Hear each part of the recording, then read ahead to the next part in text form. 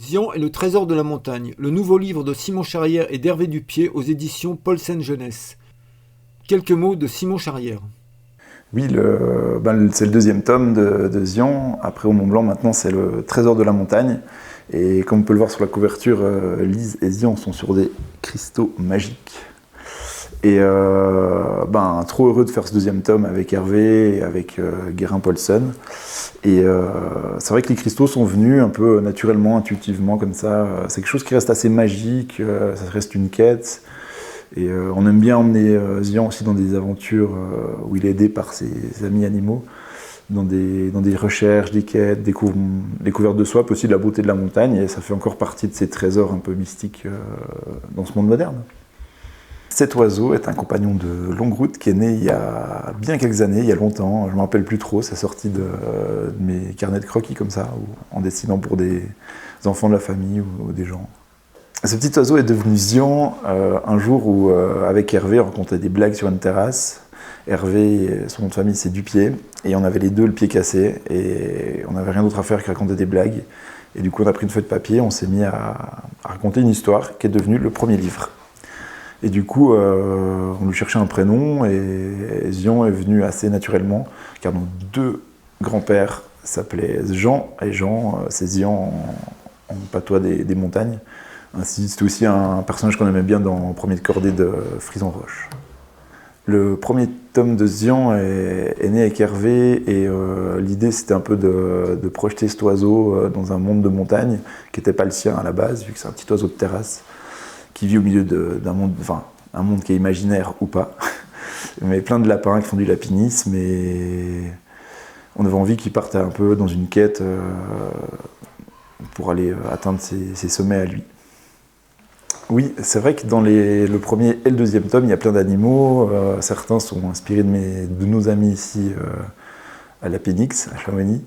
Et un des animaux principaux, c'est Lise, qui est un lapin dans l'histoire, et qui guide Zian. Et Lise, c'est Lise Billon, c'est une amie qui est alpiniste, donc l'alpiniste.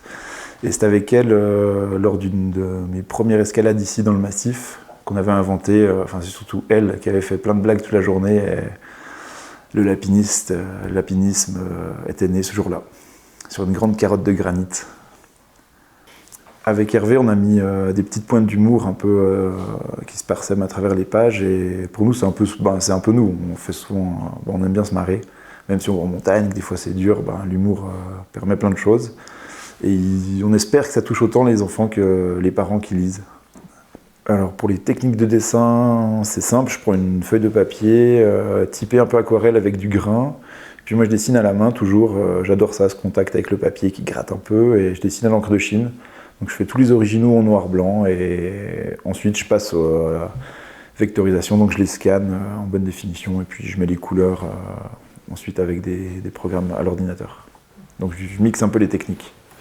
Pour moi, les dessinateurs et les auteurs de BD que je lisais quand j'étais gamin, c'était surtout Hugo Pratt, pour le côté aventure et son trait. Et puis il y avait aussi en Suisse, il y a toujours Cosset, avec les BD de Jonathan et À la recherche de Peter Pan, dans les montagnes suisses, que j'aime beaucoup.